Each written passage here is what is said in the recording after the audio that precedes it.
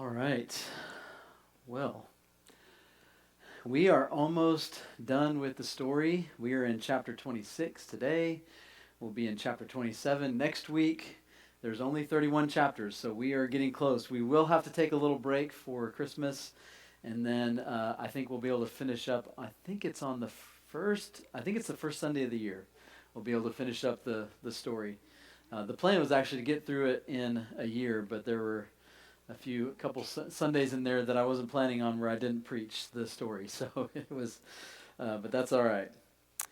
So as we look at chapter 6, or chapter 26 of the story, I just want to let this story kind of speak for itself this morning. And the story jumps between Matthew, Mark, Luke, and John, just all through all four of the Gospels. It's really a combined narrative, and I will say that there's a lot of value in looking at the combined narrative of Jesus. However, we also have to pay attention to the individual narratives as well. And so, like if you're reading a biography, about a famous person like Abraham Lincoln or something like that, you might have two different biographies that contain a lot of the same information, but the reason for writing might be a little bit different, or the goals of that writer might be a little bit different. Same way with Matthew, Mark, Luke, and John, the four stories about Jesus in our New Testaments. Each one, I think it's important to take each one as a singular unit as well. But today we're just going to be combining them, and I do think that it's a powerful story as we look at it today. So again, if this is the first sermon you've heard, or if you aren't familiar with what we've been doing, we've been going through this 31 chapter book that is basically an annotated Bible, that is the Bible kind of written in a novel form. And so we've been working on this since the beginning of the year, and we're on chapter 26 today. So let's just jump in. So this chapter is ultimately it begins with Jesus' last week of life on earth.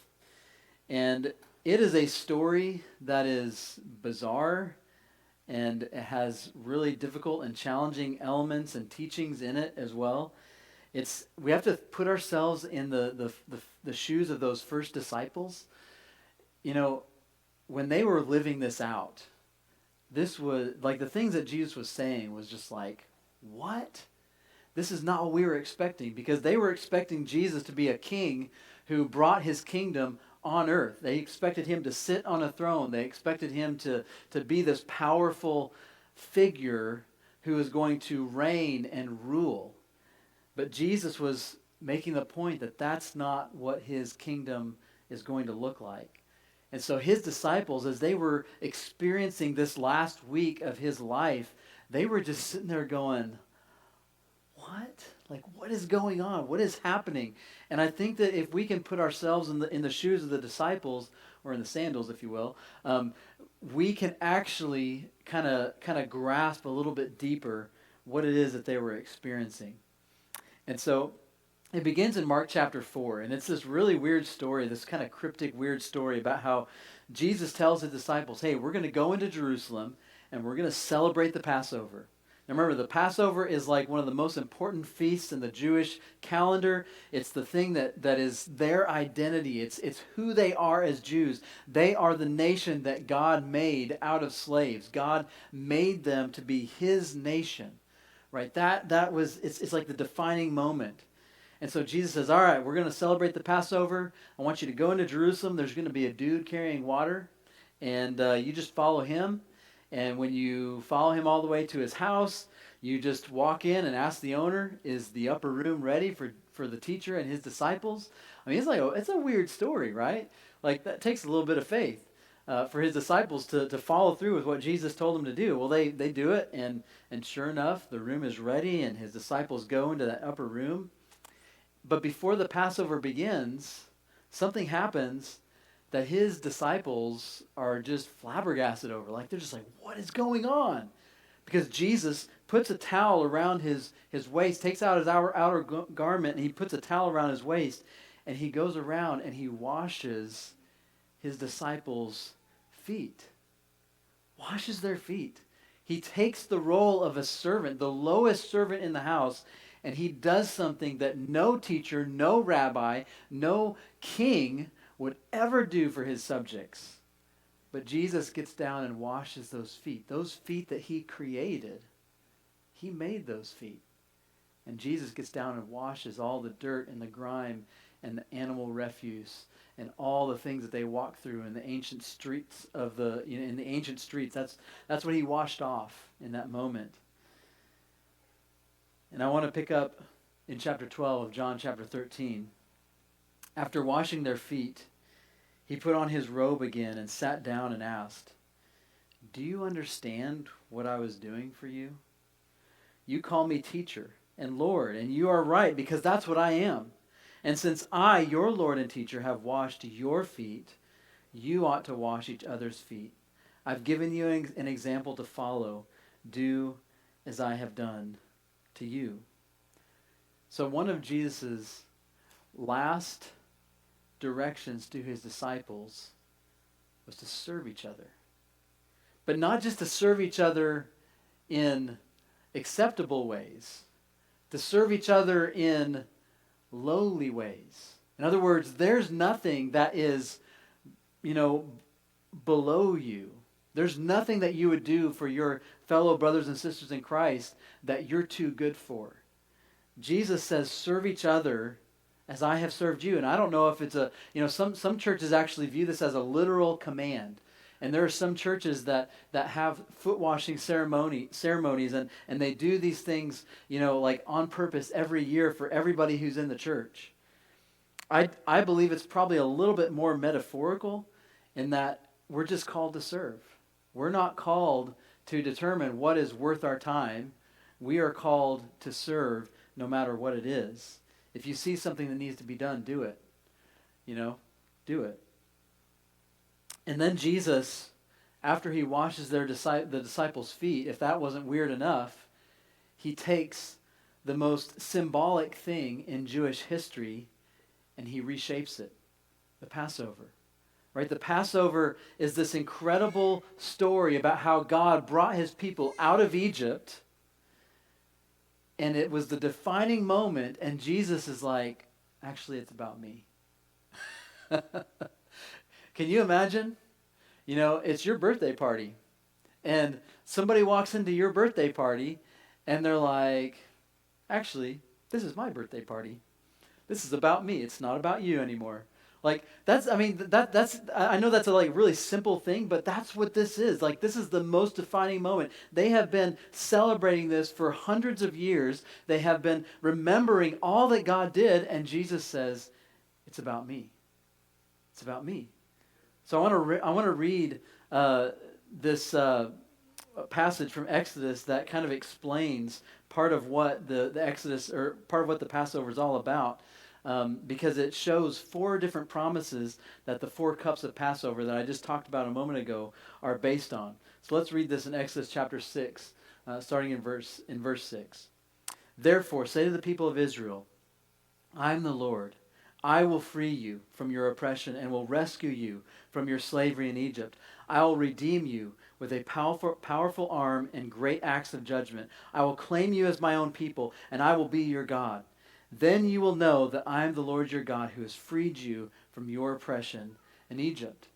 And so as Passover was celebrated year after year after year, slowly there came to be this reality where they would have 4 cups of wine all the way through it. And the 4 cups of wine, as I already talked about, the first cup is about sanctification, where God says, I will set you free. I'm going to set you apart. Sanctification is setting apart, setting free. The second cup, deliverance. I'm going to rescue you from your oppression. I'm going to rescue you. And then the third cup is redemption. I'm going to redeem you with my powerful arm. I'm going to buy you back. There's going to be sacrifice. There was a lamb that was sacrificed, to put the blood of the lamb on the doorposts of your home to save you from the angel of death. There's going to be a sacrifice. And then finally, the cup of hope. I will claim you as my own people. You're going to come out of Egypt. You're going to come out of captivity, and you're going to go to my chosen place. It's a cup of hope. And Jesus takes this practice that the Jewish people had, and he reshapes it. Listen to what he says. As they were eating, Jesus took some bread and blessed it. And then he broke it in pieces, and he gave it to the disciples, saying, "Take it, for this is my body. And he took a cup of wine and gave thanks to God for it. He gave it to them, and they all drank from it. And he said to them, this is my blood, which confirms the covenant between God and his people. It's poured out as a sacrifice for many. I tell you the truth, I will not drink wine again until the day I drink it new in the kingdom of God. See, Jesus is claiming that his blood would sanctify, deliver, redeem, and give hope. He was claiming that his body was the literal sacrifice that God was going to make, and it's a reminder, just like the unleavened bread of the Passover, it's a reminder that he is making a call on our lives. He's calling us to come and to do what he's called us to do, and we've got to be ready. I mean, that's the whole point of unleavened bread. It's fast, it's quick. You don't have to use yeast. You don't have to mash it down and wait for it to rise and then mash it down again. It's about being quick and ready for God's call. And we need to be ready for God's call every day. Because guess what? He's going to call us out of the comfort. He's going to call us out of the reality that we currently live in, and he's going to lead us to a new place. He's going to lead us to in a new direction, and he's going to give us a job, a ministry, something to do for him that, guess what? You're not going to be ready for it. I mean, if there's anything that we all have in common is that we're not ready for God's call, and we don't have what it takes. But we just got to be ready to answer it, right? We got to be ready to answer. And so then after this exchange where Jesus, first of all, washes feet, and then he takes the Passover and reshapes it, then he tries to kind of prepare his disciples for what's about to happen. And again, they've got to just be scratching their head like, what is going on? So in John chapter 14, we read this. Jesus says this. He says, don't let your hearts be troubled. And they're all just like, what is going on? Of course we're troubled. You just washed our feet, and then you reshaped the Passover, and guess what? You've also been talking about how you're about to die and leave and go away. And he's like, don't let your hearts be troubled. Trust in God and trust also in me. There's more than enough room in my Father's home. If this were not so, would I have told you that I'm going to prepare a place for you? When everything is ready, I will come and get you so that you will always be with me where I am. So we miss this sometimes. There's actually a special kind of language that Jesus is using, and he's actually using wedding ceremony language. And we don't even know it because our wedding ceremonies don't look like this, right?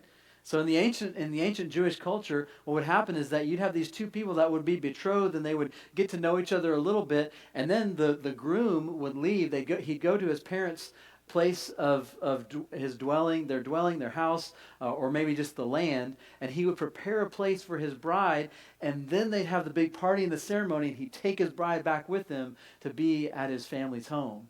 Like, families didn't separate like we do today, right?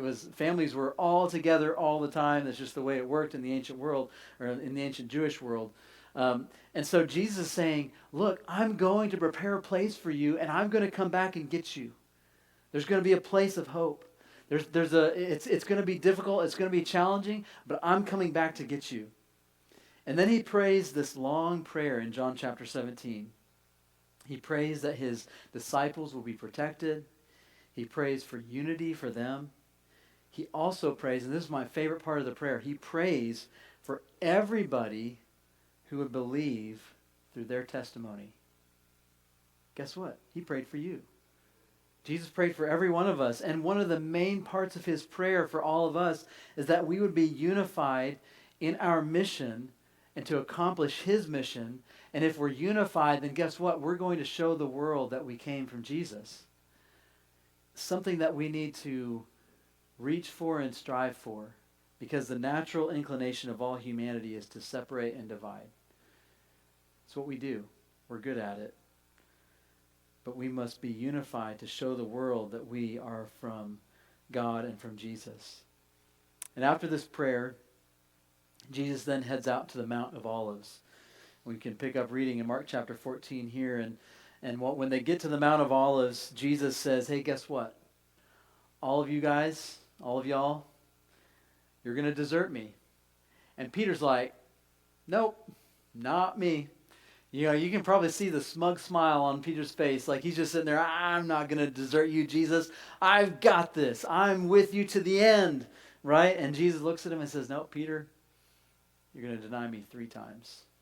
Before the rooster crows tomorrow, you're going to deny me 3 times. And Peter's like, no, I will die before I ever deny you. And everybody in the group says the same thing. They're like, yep, no, we're not denying. We'll be here. You know, we'll go to death with you, Jesus. We're not leaving. We're not going anywhere. And then Jesus arrives at the Garden of Gethsemane, and he tells all of his disciples to sit down. And then this happens. He took Peter, James, and John with him, and he became deeply troubled and distressed. He told them, my soul is crushed with grief to the point of death. Stay here and keep watch with me. He went on a little further and fell to the ground. He prayed that if it were possible, the awful hour awaiting him might pass him by. Abba, Father, he cried out, everything is possible for you. Please take this cup of suffering away from me. Yet I want your will to be done, not mine. You know, that's such a beautiful prayer, and it's a prayer that we can emulate, that we can repeat. Because I don't know about you, but there have been some pretty difficult times of suffering in my life. It's just part of life. And we can pray, God, please take the suffering away. Please take it away. Please take this cup of suffering away. But then we add on, but not my will, your will. In other words, if I can glorify you through this suffering, I will suffer. And I will glorify you. I will point to you in the midst of it. What a powerful prayer. And it also gives us a reason sometimes for suffering and how it can be a beautiful thing. Because sometimes that suffering points to God in ways that we can't even explain or describe or understand. And shortly after this moment with Peter and James and John, Judas arrives with his crowd of armed men with swords and clubs, gives Jesus a kiss because these guys don't recognize Jesus. And he told them, the one I kiss is the one you arrest. His disciples try to fight back. He stops them. And then, the one who could have ended all those men's lives with a word, the one who could have toppled Caesar with a thought, the one who could have destroyed literally the whole world with a snap of his fingers, gives himself up to this crowd of men. Jesus is arrested, taken away. And his disciples, do they stick with him to the death? No. They take off.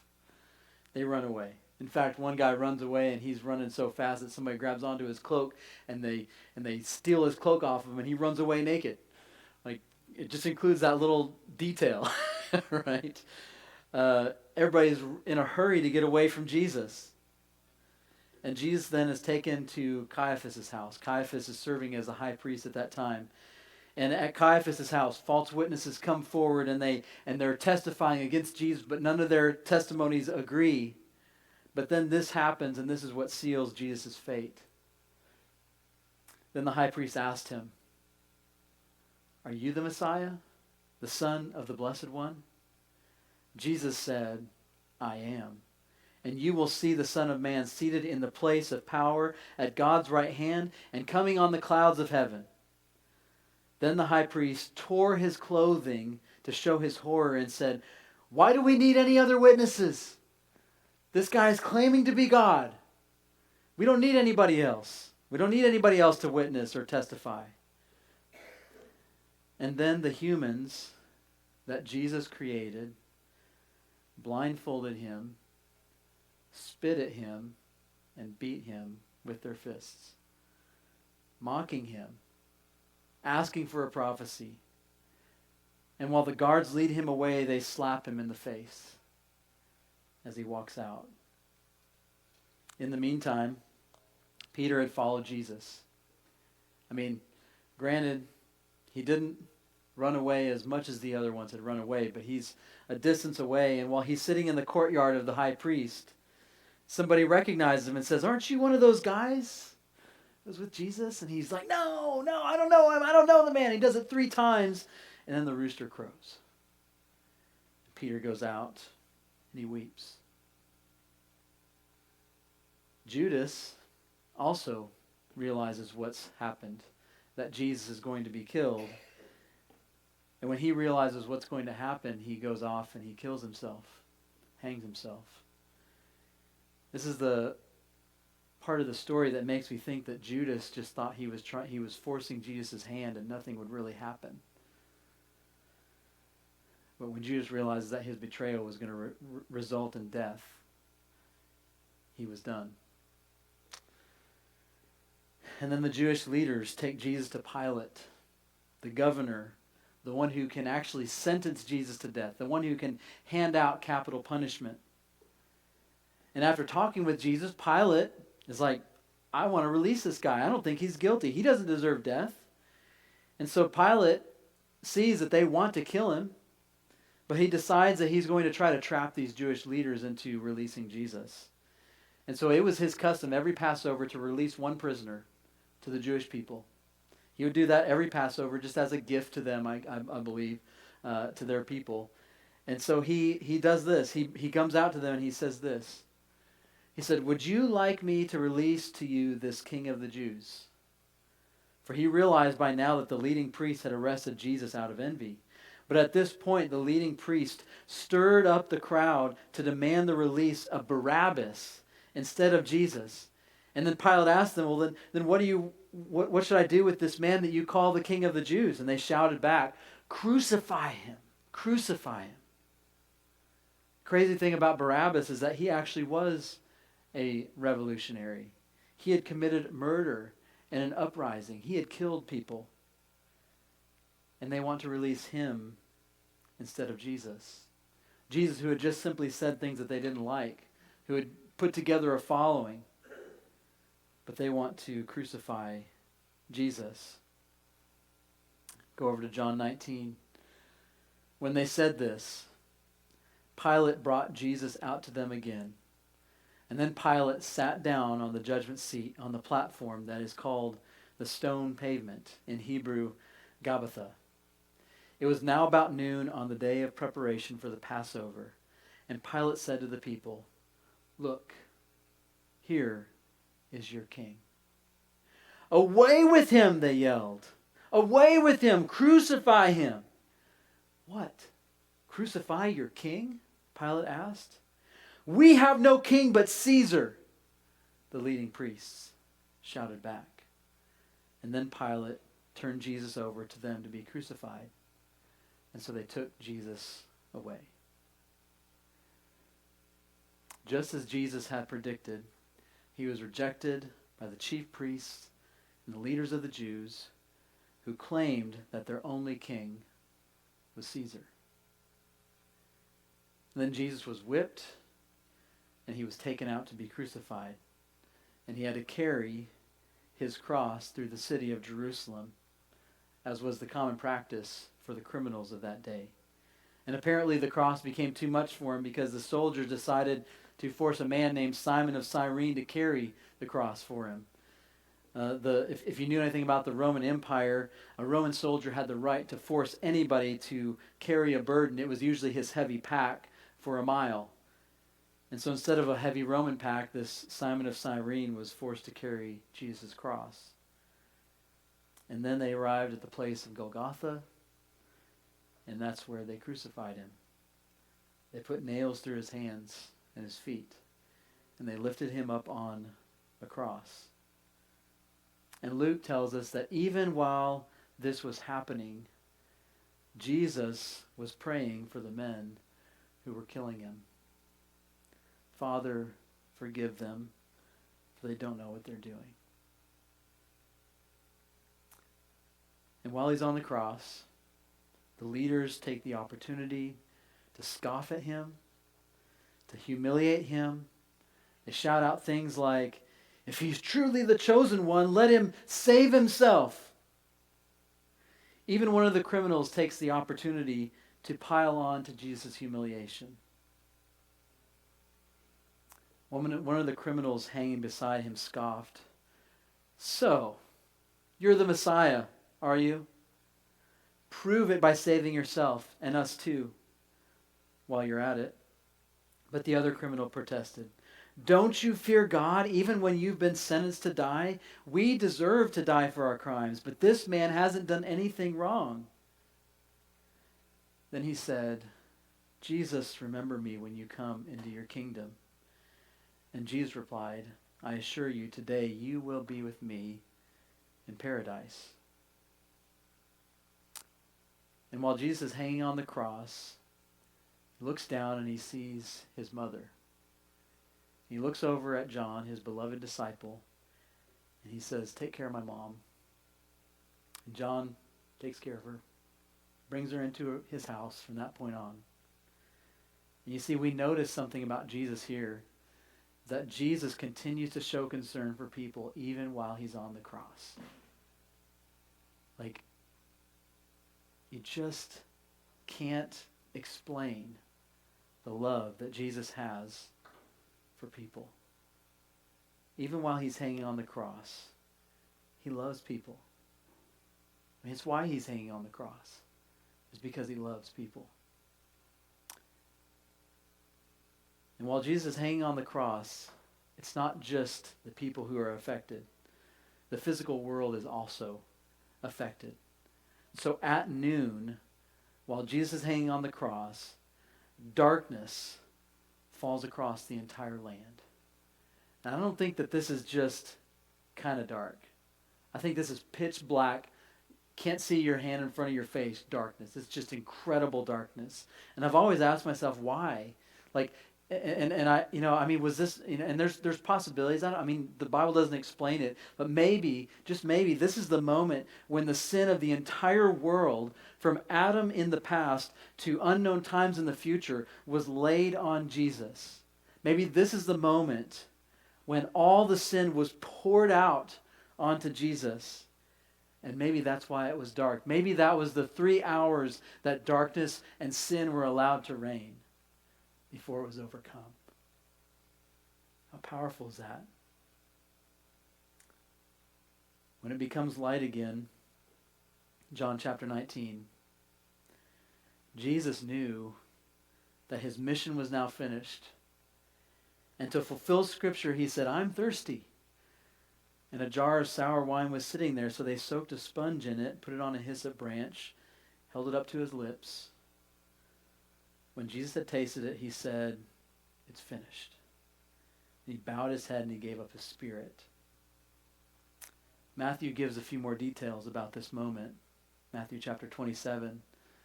Then Jesus shouted out again and he released his spirit. And at that moment, the curtain in the sanctuary of the temple was torn in two from top to bottom. The earth shook, rocks split apart, and tombs opened. The bodies of many godly men and women who had died were raised from the dead. They left the cemetery after Jesus' resurrection and went into the holy city of Jerusalem and appeared to many people. I want to focus in on the curtain, because sometimes we miss what's happening here. It's so important. The curtain in the temple was ripped from top to bottom, completely apart. The reason that that's so important is because the curtain is what separated the holy place from the Holy of Holies in the temple.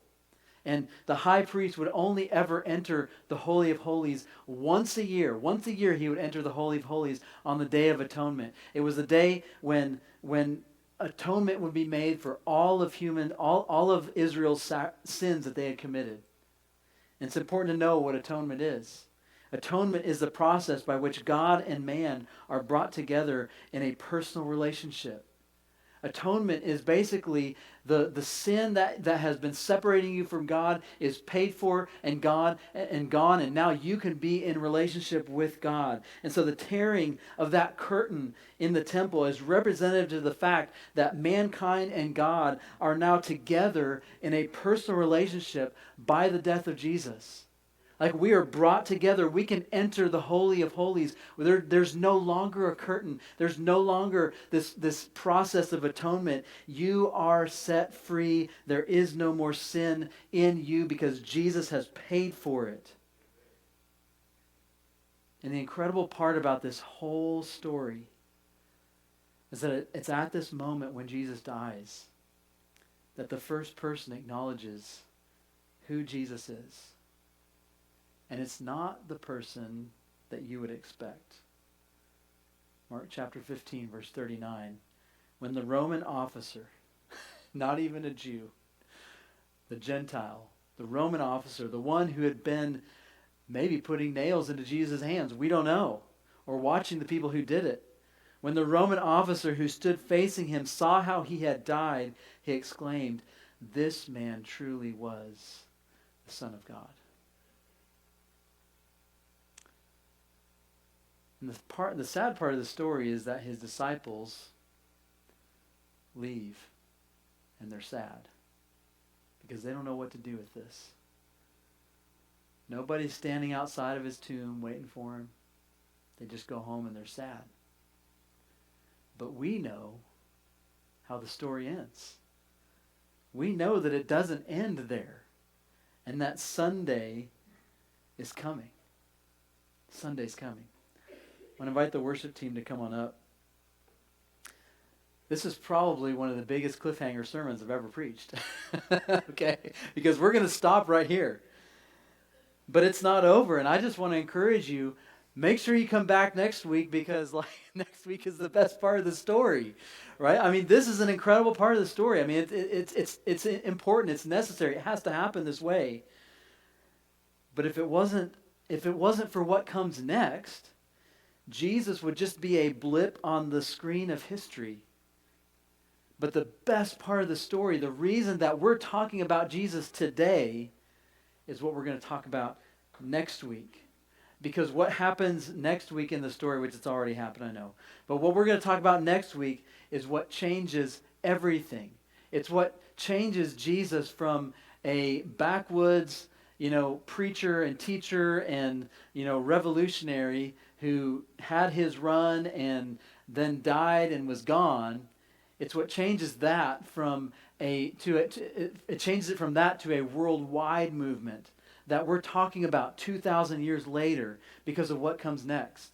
Like we're talking about Jesus 2,000 years later. We have better information about Jesus than the Caesars of Rome that were living at the same time because of what comes next.